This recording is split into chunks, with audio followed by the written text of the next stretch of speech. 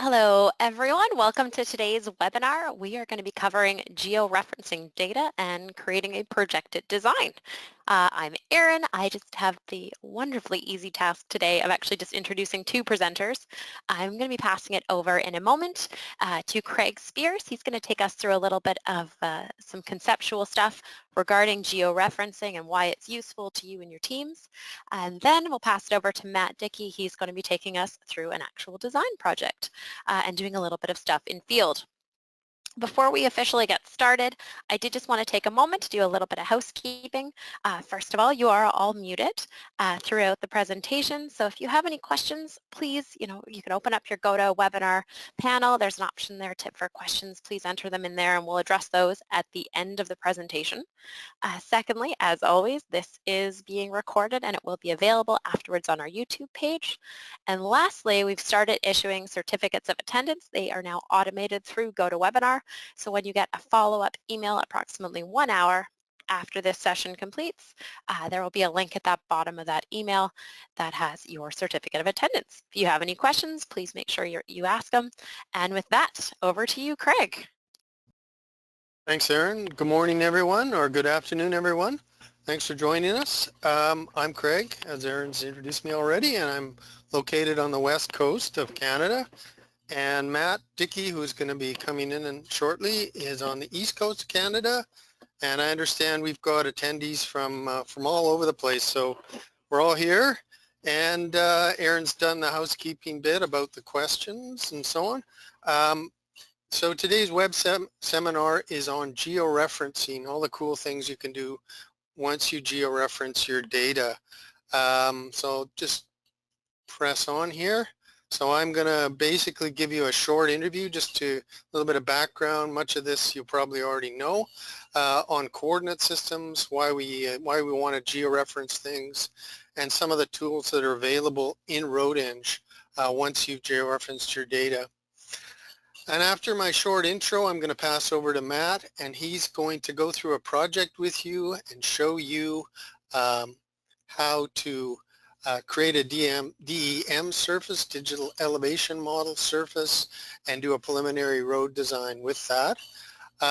He's then going to, well, not actually, but he's already done it. He's going to show you how he took that design data outside using Avenza Maps, and he referenced it in the field, and then he's going to bring it back to his screen live and show you what he got and how that works, and he's going to do some adjustments to the design. So that's the plan. Should go, I think, about 30 minutes, but sometimes we overestimate or underestimate the time, so just stick with us. So first off, types of coordinate systems. I'm sure many of you are familiar with this stuff. Your engineers have engineering background or surveying background. But very briefly, there are a lot of what we call Cartesian or projected coordinate systems in the world. Some very common ones we run into here are UTM coordinates. South of the border, we have a lot of people using state plane coordinates. There's one in British Columbia that's used extensively, BCL Bears. New Zealand, they have their own system, and many, many, many, many more. So there's a lot of these projections available, and I won't go too much into detail, but basically they're in what's called Cartesian coordinates. And in Cartesian coordinates, you can measure angles and distances. There is another coordinate system which covers the whole planet called the geographic coordinate system. Essentially, that is lat-long coordinates, and it measures things as in polar coordinates. So you can't measure distances, you can't calculate areas, and if you're doing any work in RoadEng at all, you want to get your coordinate system into Cartesian coordinates, not lat-long coordinates. However, if you want to talk to a GPS device, what effectively will happen is that those Cartesian coordinates will get converted into geographic coordinates, and you'll be able to locate yourself on the Earth. Very quick introduction to coordinate systems. You could go on on and on for a long time talking about coordinate systems and datums and all this stuff. But the basic need to know stuff is that you want to work in a Cartesian coordinate system, and you can go from that Cartesian coordinate system back and forth to a geographic system which will actually locate you exactly on the planet Earth. So what is georeferencing? You hear this word a lot in the GIS world. The wiki definition of georeferencing is georeferencing means that the internal coordinate system of your survey data can be related to a ground system or geographic coordinates.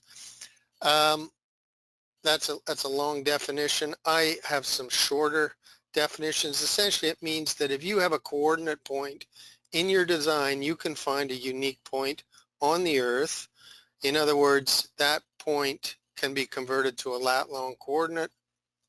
You're now geolocated on the planet. So it's kind of nice to tie things down in your design to a specific geographic location. So why use coordinate systems? I think I've already sort of introduced this, but obviously communications with GPS technology is facilitated if you're working in a coordinate system, an established coordinate system. You can also talk to other GIS or mapping software. And the third thing is you can get lots of stuff from the internet. DM data and imagery will show you some of that if you work in a coordinate system. Now, I'm sort of surprised I see people who have georeferenced data but don't set up the coordinate system in RoadEng. Anyway, it's something I think it's coming more and more. Data is getting better on the web. There's lots more information available, drones and so on. It's all based on georeferenced coordinates. So coordinate conversion, strategies for georeferencing project data. First off, most people these days get georeferenced data. They don't have to do anything. If you get LiDAR or a survey that's based on a GPS, chances are the coordinates will already be in a known coordinate system, and all you have to do in that case is to set up a projection in RoadEng to establish that georeferencing. If you're working with older, I'd say older, more traditional technologies, survey traverse notes, it's a bit more complicated. What you can do with traverse notes is if you have a good GPS, you can locate the position of the start of the traverse. You can locate several other positions on the traverse in terms of GPS control points. Convert those control points to a Cartesian system and then adjust the traverse using our, what's it called? Our coordinate conversion method, which I can't quite think of at this moment. But anyway, you can do it automatically once you establish those control points. The final one is if you get data and it's maybe given to you and you don't have any GPS references, you can shift it maybe just visually, shift it or rotate it so that it matches known control points on an image. This last method is not as accurate, obviously, but it's useful in some cases, yeah. But again, most data now comes in, it is georeferenced because that's the way it was captured. So finally, the features in RoadEng that you get once you start working with georeferenced data is you can bring in data from different sources. You might have a LiDAR data set that's in one coordinate system. You might have a total station survey that's in another. You can convert them to a common coordinate system and bring them together so they're all in one coordinate system. So there's coordinate conversions. Again, GPS connectivity, you can bring in or out GPS data very easily. You can tap into web imagery live through our live maps function. Similarly, you can tap into digital elevation models through our live maps. You can export to Google Earth and export to live maps. And I think Matt's going to go through some of these things with you and just give you a taste of what's possible. So that's the intro. It's really well worth it, georeferencing your data. There's lots of advantages to doing that. So that, I'm going to pass over to Matt. I'm going to mute myself and yeah. Cool. Well, thanks for the introduction, guys. Yeah, going over using georeferenced data. So I'm going to start right from scratch with a project. The project's a real project, building a house, and it's going to be a driveway for me. And yeah, figured it'd be a good example for this.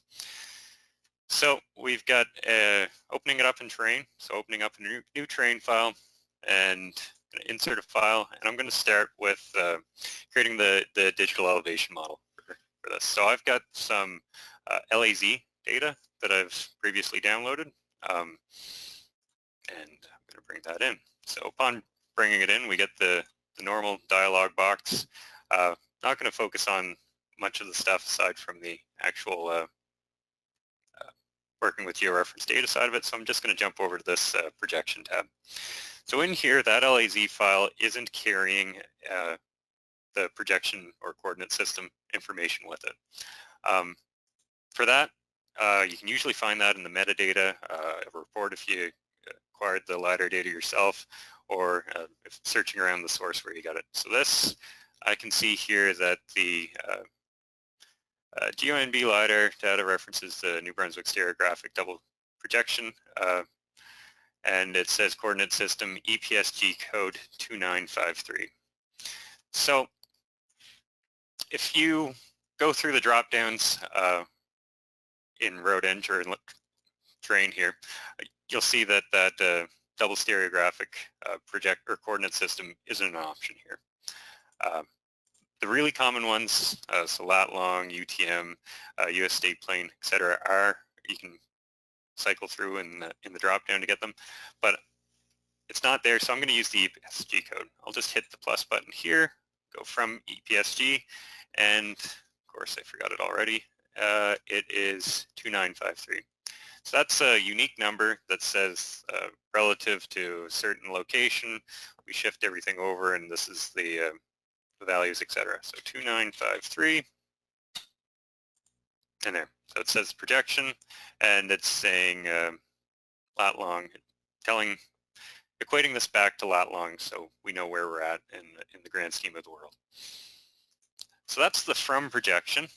To projection, just for the sake of doing something different, I want to convert this, and let's work in something a bit more common for this example. So we'll go with UTM zone, NAT 83, and zone 20, and we'll work in metric. So I'll hit OK, apply transformation. Now it's bringing those points in,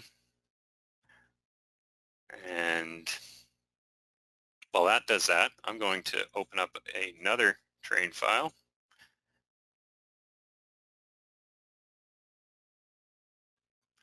And I'm going to hit insert, and I'm going to just bring in another data set to a separate terrain file that I want to refer back to. So for that, I want to use property lines. I want to know where the boundary is for property. Select it, hit open, and this is the shapefile dialog box here. And with this, we can see the projection set, so it knows what projection that data is coming from, and we're going to work in that same projection because that's what we set in the other one. So I'm being careful here to set the to projection to be the same across the entire project. So I'll hit OK for that. I'm going to just change my symbols or change my line type a bit. And we've got that. I'm going to save this, save as, and just call this property, and we'll refer back to that here in a second. In this other terrain file, we've got our LiDAR data brought in. So right now we've just got a bunch of points. I clicked off to the side to deselect those. and I want to create a surface from that. So I'm going to go up here, terrain modeling, generate, and yeah, that works for me. I'm going to set my base value at 0 for that, and we'll do contours at 5 meters and 1 meter intervals. That's going to take a moment to chug away there. Yeah, and I'm sure if any of you are familiar with the software, you're probably well aware of what's going on. But we just created a surface, and now the software is drawing the contours around there. And I'm going to use this to reference my design to.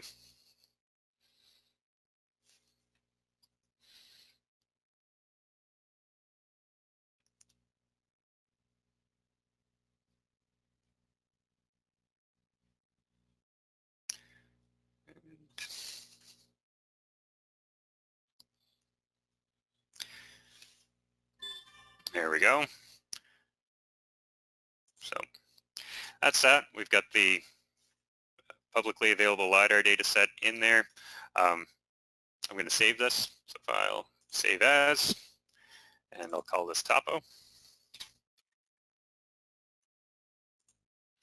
Now this next thing that I'm going to touch upon, it's a version 9 feature.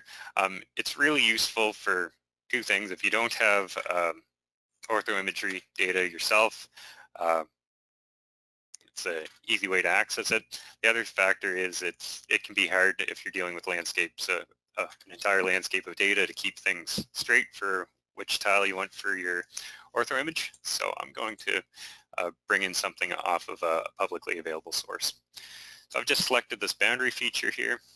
I'm going to go into Home, click Import, and this opens up the Live Maps dialog box. Of course, that selected feature showing me where my DEM is that I've created, and that's what I want. Now I can download this image off the web, and it'll automatically get thrown in as background to our terrain file. I can also look at a few different sources. So I could look at Bing, a little different imagery. It's older imagery on that one. And then MapTiler. MapTiler typically has lower resolution imagery, but the nice thing about MapTiler is if we change this tab over, or this selection over here to terrain, it's zooming way out, it'll actually let us download DEM data off the web. Now the caveat to this is you can see how far we're zoomed out. It's fairly coarse data, oftentimes grid spacing greater than 10 meters. But it's better than nothing, and it's really easy to access. So we're just going to jump back to Google for this. I'm going to zoom in. Oh, and if you leave it on terrain and use Google or Bing, it's the wrong format, so you don't get the same DEM. Let's just zoom in here. When you save it, it's going to save your entire, what you can see in the screen. Or you can crop it. So I'm just going to only care about that area there. That works for me. I'll hit save. I'm going to turn up my resolution all the way. It's not a big area. The image size is fairly small still. Hit save, and that's getting downloaded in. And then the next step, it's going to stitch that together. And then it's asking me to save it. I'm just going to leave it as the default name. And there, now this import options, typically you don't have to change anything on this. Of course, the data source for this is coming from Google Earth, or Google Maps or whatever it is. The generic, or the native coordinate system it uses for that is the lat-long system. But since we're currently working in UTM zone 20, it's going to do that transformation for us. The options tab, sometimes this will get scaled down if you're looking at a really large area, and we'll just push that up. Hit OK, hit OK, and there we have it. Now before we switch over to location, just one more thing here. I'm going to mention that this is not a feature in this terrain file, this image. It is a background, so I just right-clicked, go to background. You can see that it's brought in here. So that's in a separate TRX file, and we can do things like adjust the washout to it, etc. Or choose to not display it, but still leave it in the file if so be it. Yeah, just for the sake of it, we'll add in that property, TRX, as background here. And there is a draw order, so we want the image drawn first and then the property over top of that, so the image doesn't block out the property lines. We'll hit OK, and there, it looks like something that's pretty useful for what we're doing. Let's save, won't hurt to save, and let's jump over into location.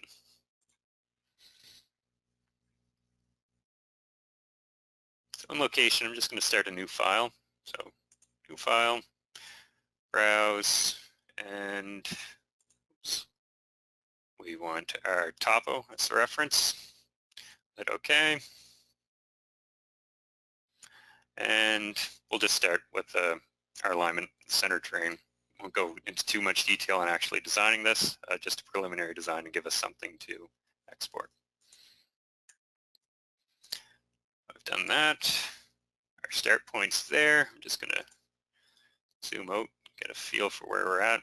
Now, just looking at the contours, I obviously know the area, I know where we're at, but it would be really nice if we had that background information and terrain showing up.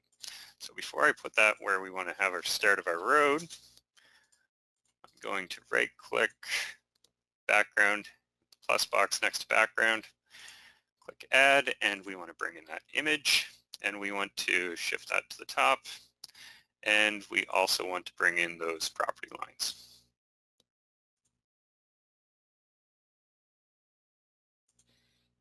There we are.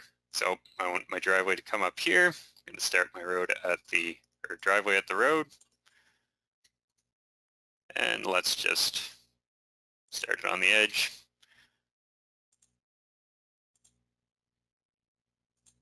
I'm not going to make it too complicated or go into too much detail on designing this, but just get a couple curves in there.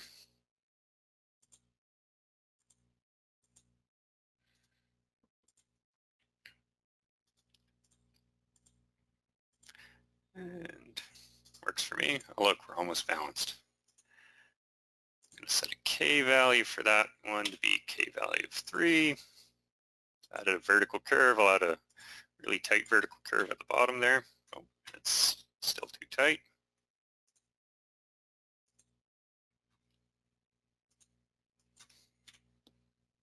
Still too tight.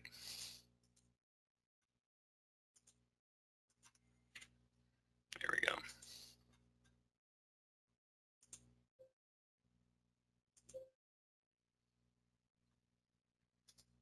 Yeah, pretty good. I'm going to add a horizontal curve at our one turning point there. Go 35 meter radius. Oh. And I should have done that first.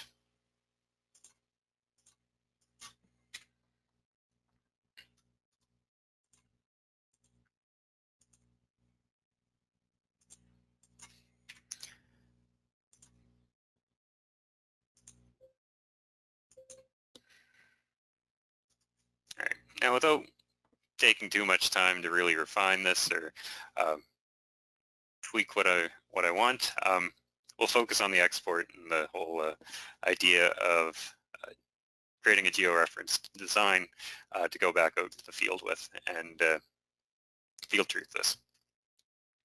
So I'm going to go over to my multi-plot tab. I am going to bring in a chapter. That's what I want.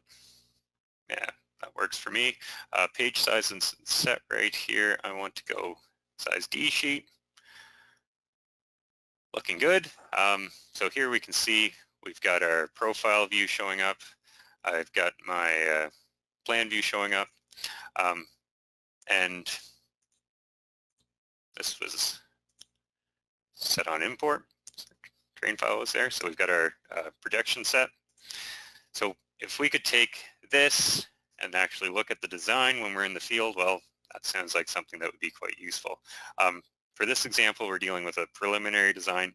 It can also be useful for something like QA/QC, monitoring things during construction, etc. So that being said, I'm going to delete this blank page. I'm going to come up here, save as, and options. I want to save it as this Avenza file. I'm going to call this example design.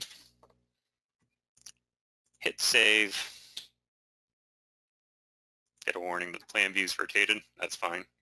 North isn't straight up. Just making sure you're aware of that. Now that Avenza file that we created is going to just come out, and if you're not sure what you're looking at, it's going to be a zip file. So let's bring this to the right page. So that zip file is called example design 1. Now just to see what that consists of, I'm just going to copy, paste, copy. Oh, I guess I already did it anyway. So it's the same thing. I've already exported this previously, and I've expanded that. Let's see what's in that zip file. So all it is a PRJ file and a JPEG and a JPEG world file, I believe. You can look at what the JPEG looks like, and it is just a image from our design. And when we read that into Avenza, that projection and world file make it so the Avenza knows where we're at in the world. So with that being said, we're going to switch over. Actually, I'll do one more thing here. Open up iTunes.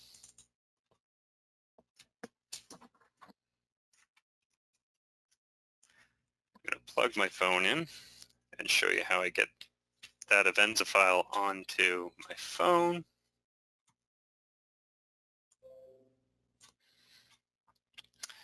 Click this here. I want to go to file sharing, Avenza Maps, and add file. And I just navigate to the one I want to add on there, so I'm in the wrong folder. There's that zip file that we've added, and I hit open, and then that gets brought into this list. Now we're going to switch gears, and now I'm going to show the video. Now to open that up on your phone, I've got a little video here where I've done this last night. So clicking fairly quickly, I'm going to slow this down. That's just my home screen. I click the Avenza icon down here, and then import map option. I click, for me, I chose to go with iTunes file sharing. So I'll click that and select the file I want to import, and then it imports.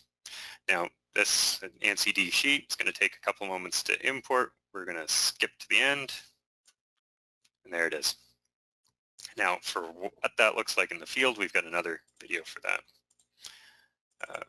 Coming over to the MP4. So this, again, I just open up the Avenza thing, and this is showing me where I'm at in the world. So I click the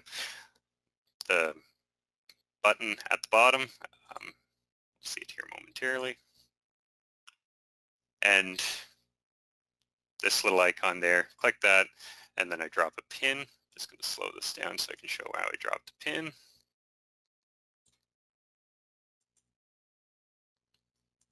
This little icon here to drop a pin. And then I can add whatever I want for notes. That pin's georeferenced. So my title, put intersection here, add a photo, click a camera. I'm going to take a couple photos here, a few photos. So there's an existing hump where it was a driveway. And yeah, I've got a shot of the ditch, looking at sight lines. And even if this isn't a preliminary design, it's nice to have things documented in georeference so you can go back to it and make sense of things if you're doing your field work and not doing the office work for sometime afterwards. It's nice to keep things organized. Now, as that cursor wanders around. That's just me walking along the just below the proposed alignment, and I'm going to get to the next spot. Probably just fast forward it a little bit. And there's a feature around here that I'd like to take a note of. So I guess go a little further than I thought. There. I want to take my point here. I'm adding a note. There's an old grade there. It doesn't make any difference for construction, but I just wanted to take a note of it. Taking a photo, adding it in, adding more photos, etc. So we'll just kind of speed this along. The next note here, actually we've got a little bit of a hill here with some boulders, and the note I took is just move the alignment out, so we're not cutting, don't have to worry about what's actually under the organic layer. So this is, of course, pretty coarse field data collection, using it more for an example point, but if you're doing something like test fitting, you can keep all your test put data logs together and organize and refer back to them in the design. Or if you're dealing with contractors for as-built data, you can take photos, document it, etc. And you can also use this Avenza app if your builder has an iPhone or iPad or Android device. You can put whatever you want for notes on the design. They can see where they're at, and they can refer back to their profile for grade requirements. You can also add other chapters for cross sections, and it's really easy to communicate to the builder where in the world they're at. So this is what it is, just general note taking. I'm going to fast forward here, and when it comes time to export that layer, let's see if I want to click this button, and then this button down here. I chose export to others. There's a bunch of different ways to share this data. I like using the iTunes file sharing with the hard connection. And I'm just choosing a name for the file. The settings, other than that, were what they should be for what I wanted to do. We export, and then when we come back to the office, plug that into our computer, and we can pull that KML off in a similar manner to what we put it on there with. So I'm going to jump back to our design and our files anyway. And let's look at, so this is the notes that I created. So that's that KMZ file we've got in Avenza. Let's just see what it looks like in Google Earth.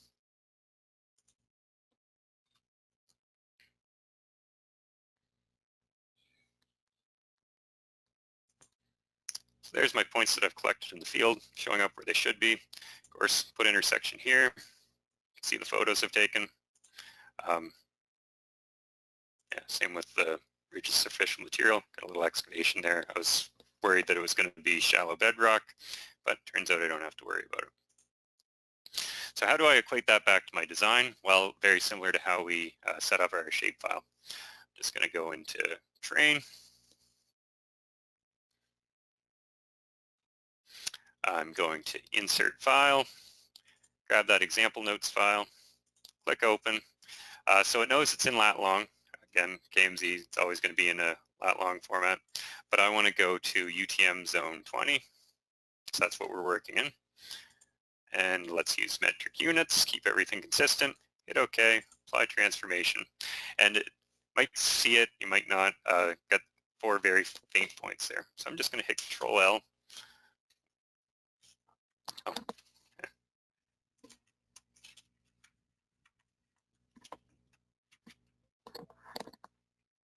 There, now I'm going to hit Control L, unplug my keyboard to plug in my phone, and change the symbol to give us a more obvious dot. That's great, we can see our points. Now, I took those notes for a reason too. Just looking at this, we had a lot of points. It might be confusing at what point is what. I'm going to right click, active window options, labels, go down to user defined, options, and I want to add in, oh, wrong one. I want to add in feature attributes. I'm going to make a custom component that shows me the layer name. I'll hit OK. And there, so we have rigid superficial material, do not cut here, old grade, put intersection here. Great, I'm going to call that, let's call it field notes.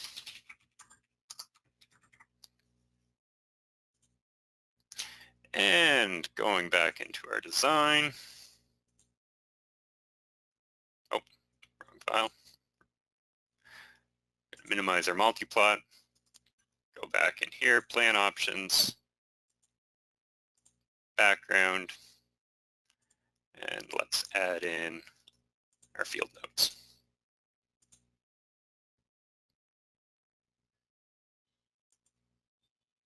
So there, now we can see those points. We can make whatever design changes we'd like. And yeah, you can change things like ground types, etc. Also, should mention, just save this first, so save as, we'll call it example.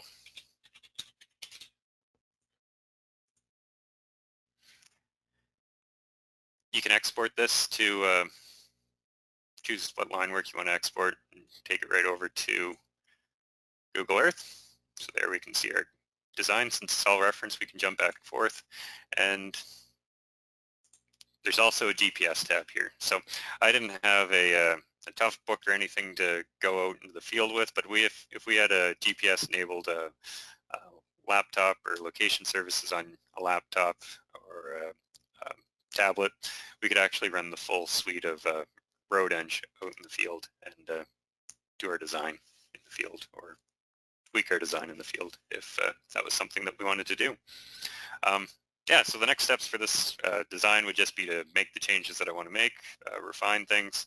But as far as georeferencing, the things would just be repetitive. So I think that's a good spot to end my portion of this. Excellent. Thank you, Matt. What a interesting webinar today. We do have some questions, and I invite our audience, if you have any questions, open up that Q&A section of your GoToWebinar panel, type your questions in, and I think we are running a bit over, so we'll probably take only about 4 or 5 of them maybe. But our first question, and this is one that I've seen before as well, how do you know what UTM zone you're in? I can take that one. So UTM zones have a defined area that they're used in. Let's see if I can give you the more technical. So yeah, we've got from, I guess it doesn't say in there, but yeah, it's within a certain lat long range. But from a practicality standpoint, I usually just look on Google Earth and hover over where my project's at with my cursor, and I can see I've got 20 and then my northing and easting, so it's zone 20.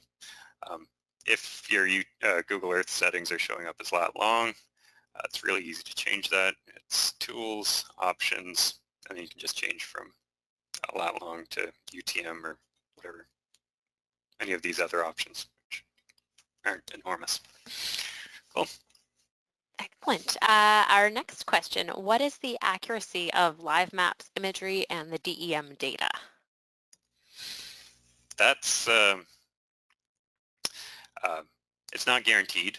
It's publicly available data from a third party, kind of up to the user to decide whether the accuracy is within the tolerance of the project. But yeah, it's just worth checking it out, and it'll depend on where you're at. Generally, if you're in a heavily populated area, it's in truth better than middle of nowhere. It's Craig here, could I just add to that? Realistically, that it's generally not very good data. Its greatest virtue is that it's free. But you know, it's better than nothing. You get it, you just download it, you've got some imagery for a project.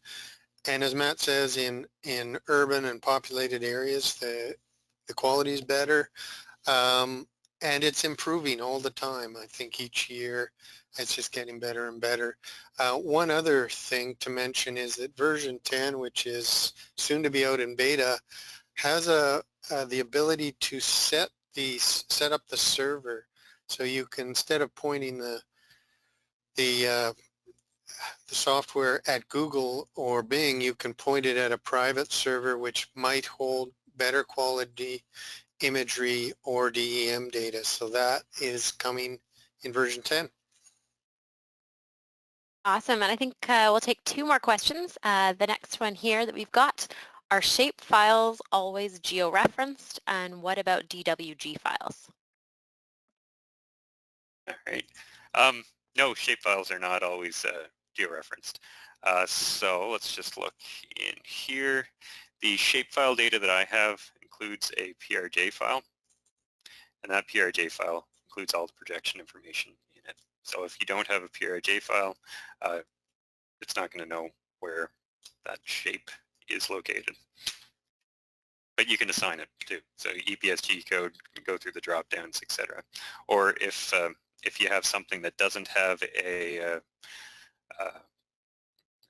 EPSG code, if you're working in somewhat of a more obscure projection, if you can get the information from that PRJ, you can paste it in or type it in as an option to,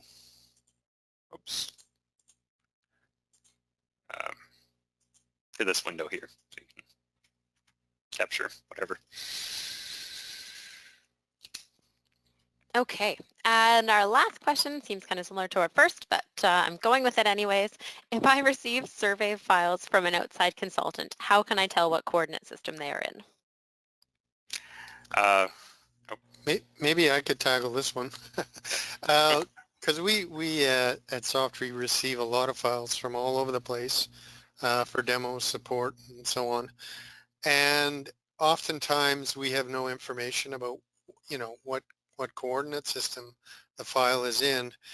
And the strategy I use is to, first of all, look at what area it is, and then make some guesses. Use Google, make some guesses. For instance, if we get some data from Wyoming, I will say, well, Wyoming, it's down here. It's probably in state plane coordinates. So I'll plug in to our software a state plane projection for Wyoming, and then I will export it to Google Earth and see where it lands. And it usually takes a couple of iterations to figure it out, but it's a pretty it's a pretty good workflow for finding out where your data is if you simply don't know. The other thing Matt mentioned is the EPSG number. So if you Google around and you're in a province or state and they're using some different coordinate system, surf around, see if you can find that EPSG number, because it describes fully what coordinate system you're in. If you get that, plug it in, export to Google Earth, you can tell if you land in the right place. You've got it right, generally speaking. Other than that, talk to your surveyor, talk to whoever's doing the project, see if they can get it for you. I'll add one thing to that. If you're lucky enough that they've sent you a shapefile and the other data that you're looking at, oftentimes just by opening up the shapefile, if it has that PRJ, if you insert the shapefile first, it'll tell you what projection they're using. Okay. Well, we have gone officially 13 minutes over our allocated webinar time, so I just want to take a second to thank everyone for coming to today's webinar. I hope you found it really interesting, a little bit of a deviation from our normal webinars. Matt was able to take you kind of out in the field with him, which was fun. If you have any other questions, and for the couple questions we didn't get a chance to respond to, we will send you email follow-ups after the webinar. And be sure to go check our updated webinars calendar. We've added a whole bunch of webinars, including bridge site design and culverts and fish passages to the calendar coming up. So please take a look and have a wonderful rest of your day. Thank you, Craig. Thank you, Matt. Thanks, everyone.